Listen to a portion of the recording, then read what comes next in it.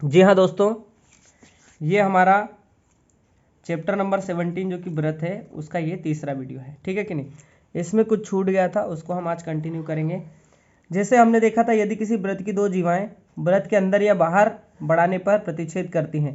कल हमने अंदर बढ़ाने पर, जब वो अंदर प्रतिच्छेद करती है वो हमने पढ़ा था। आज हम बाहर बढ़ाने पर प्रतिच्छेद करते हैं तो इसको पढ़ेंगे, ठीक है कि नहीं।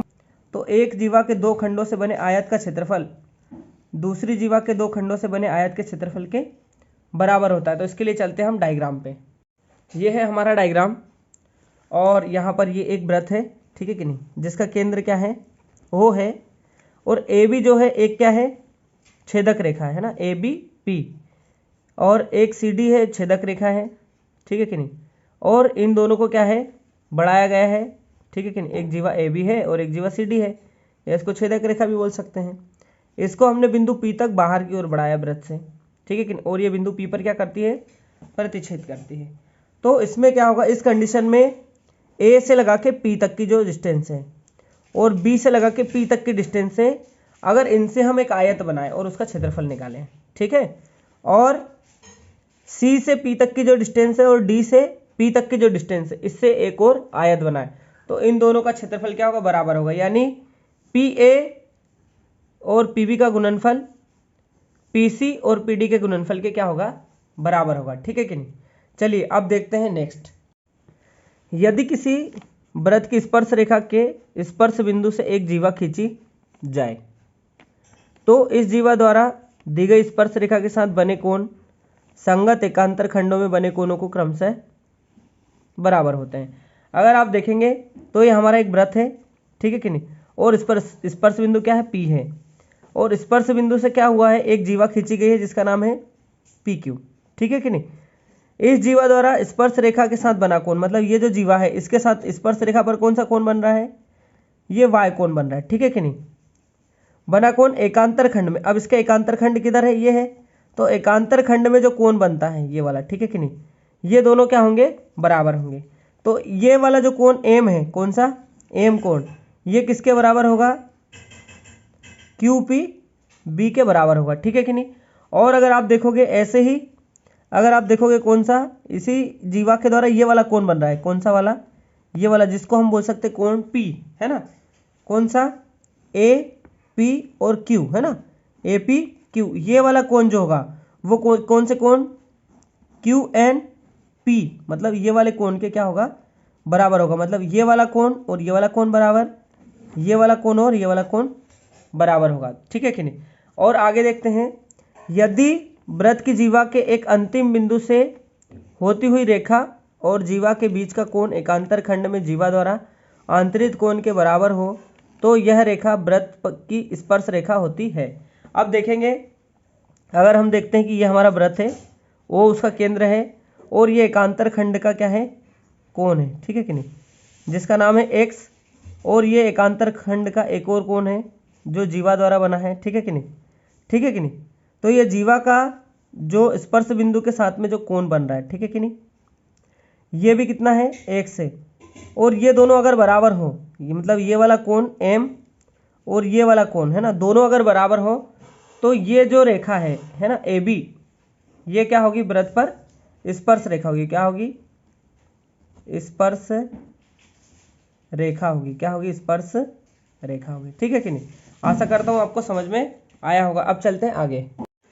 यदि दो वृत्त जिनके केंद्र क्रमशः ओ तथा ओ डैश हैं बिंदु ए पर स्पर्श करें तो यह बिंदु ओ डैश पर स्थित होता है। अब देखिए, एक वृत्त अपने पास ये है, ठीक है कि नहीं, और एक वृत्त क्या है, ये है। दो वृत्त है हमारे पास, पहले वृत्त का केंद्र ओ है और दूसरे वृत्त का केंद्र क्या है, ओ डैश है।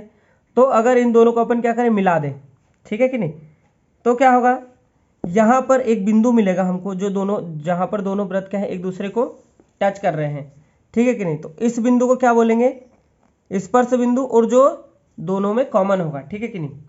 हमको क्या प्राप्त होता है, एक स्पर्श बिंदु प्राप्त होता है जो दोनों वृत्तों में क्या होता है, कॉमन होता है, ठीक है कि नहीं। चलिए, यदि दो वृत्त एक बिंदु पर स्पर्श करें, है ना, दो वृत्त एक बिंदु पर स्पर्श करें, मतलब एक वृत्त ये है और एक वृत्त ये है, और ये एक बिंदु ए पर स्पर्श कर रहे हैं, ठीक है कि नहीं। साथ में क्या है, तो इन वृत्तों के स्पर्श बिंदु पर एक उभयनिष्ठ स्पर्श रेखा होती है। अगर आप इस बिंदु से एक लाइन ऐसे बना दो, ठीक है कि नहीं, तो ये दोनों वृत्तों पे क्या होगी, स्पर्श रेखा होगी। दोनों वृत्तों के लिए क्या होगी, ये स्पर्श रेखा है। यही हमारे कथन जो है वो कहना चाह रहे हैं इस प्रमेय की, ठीक है कि नहीं। अब हम चलते हैं क्वेश्चंस पे, इनको क्वेश्चंस को हल करेंगे ताकि आपको इस चैप्टर में हमने जो व्रत में सीखा है वो आपको पता चल जाए कि आज हमारी कितनी तैयारी है और हम कितनी चीज़ें सीख चुके हैं। चलिए आते हैं क्वेश्चन नंबर 1 पर।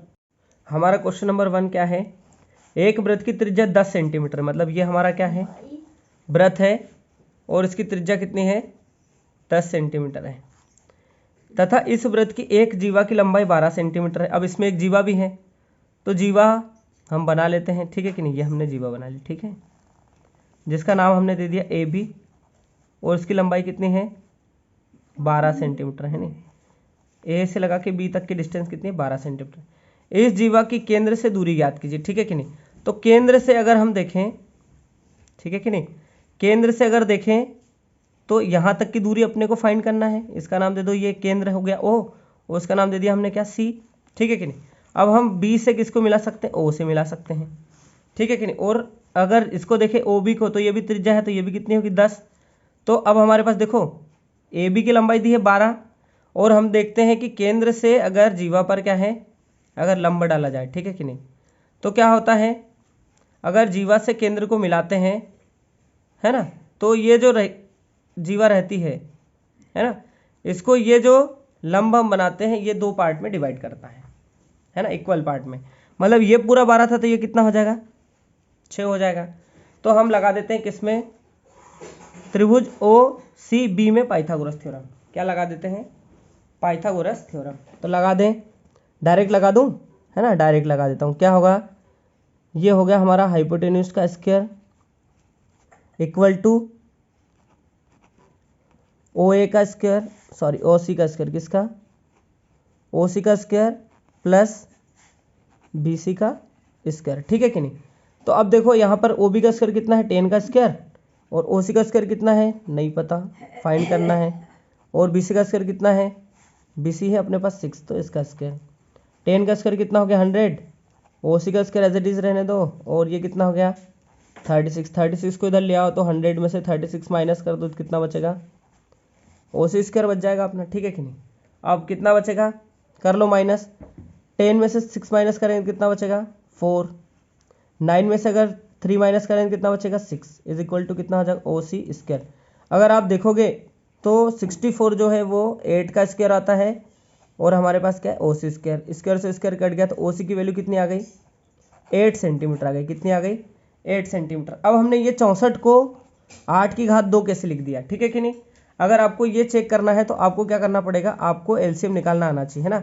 16 का आपको निकालना पड़ेगा फैक्टर, 2 से दे दो, डिवाइड कर दो, 2 तिया 6 और 2 दूनी 4, फिर 2 से दे दो, 2 कम 2, 2 छंग 12, फिर 2 से दे दो, 2 अठी 16, फिर 2 से दे दो, 2 छकू 8, फिर 2 से दे दो, 2 दूनी 4 और 2 कम 2। अब फिर क्या करते हैं, 2 2 के पेयर बनाते हैं, बना लो, 1 पेयर बन गया, 2 पेयर बन गया और 3 पेयर बन गया, तो 2 गुना 2 बाहर आ जाएगा, तो 2 दूनी कितना हो गया 4, 4 दूनी कितना हो गया 8, मतलब ये 8 की घात 2 है 64। आप चाहो तो मल्टीप्लाई करके देख लो, 8 गुना 8 कितना होता है 64 होता है, ठीक है कि नहीं। आशा करता हूँ आपको समझ में आया होगा। अब चलते क्वेश्चन नंबर 2 पर। हमारा क्वेश्चन नंबर 2 क्या है, आकृति में वृत्त का केंद्र ओ है। अगर आकृति देखो तो वृत्त का केंद्र क्या है, ओ है, सही बात है। ए बी वृत्त की एक जीवा है, ए बी वृत्त की एक क्या है, जीवा है, तो ए बी कहाँ गई, ये है, ए बी क्या है, वृत्त की एक जीवा है, ठीक है। तथा बी सी वृत्त का व्यास है, बी सी वृत्त का व्यास है, ठीक है, ये भी सही है। यदि ओ डी लंब है किस पे, ए बी पे, अब ओ डी लंब है ए बी पे, ये भी ठीक है। तथा ओ डी की लंबाई अपने को कितनी दी है, 4 सेंटीमीटर, मतलब ये है 4 सेंटीमीटर, ये भी ठीक है। तब ए सी की लंबाई हमको ज्ञात करना, मतलब ये वाली लंबाई हमको क्या करना है, ज्ञात करना है।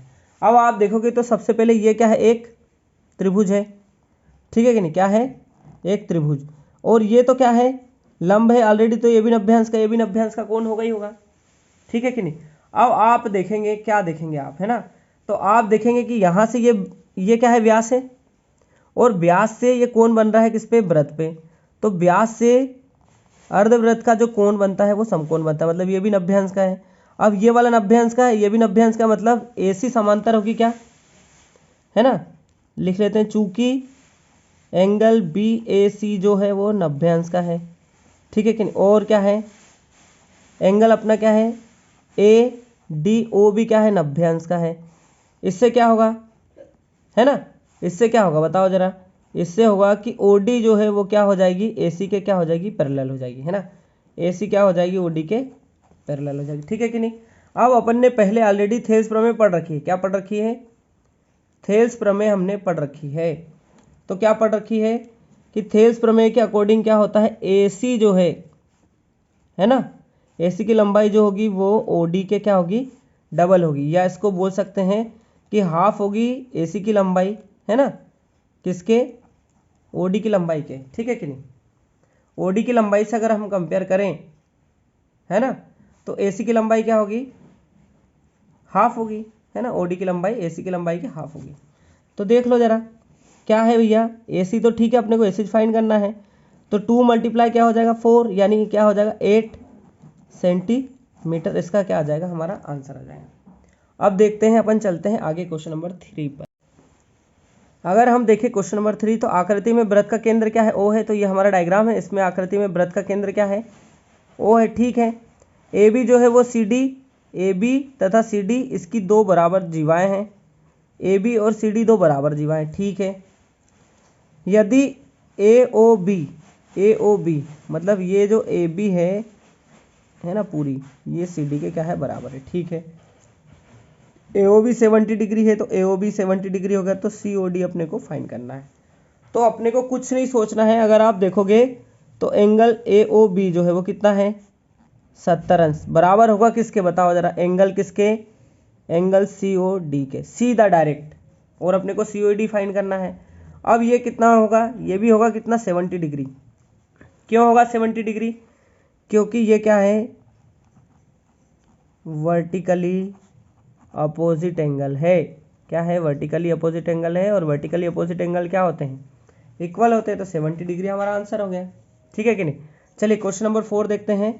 यदि आकृति में वृत्त का केंद्र ओ है, ठीक है, वृत्त का केंद्र क्या है ओ है, ये क्या है ओ है, ठीक, चलिए, तथा एंगल ए सी बी कितना है 40, ए सी बी 40 डिग्री है, ये भी ठीक है। तब अपने को ए ओ बी ज्ञात करना है, ठीक है।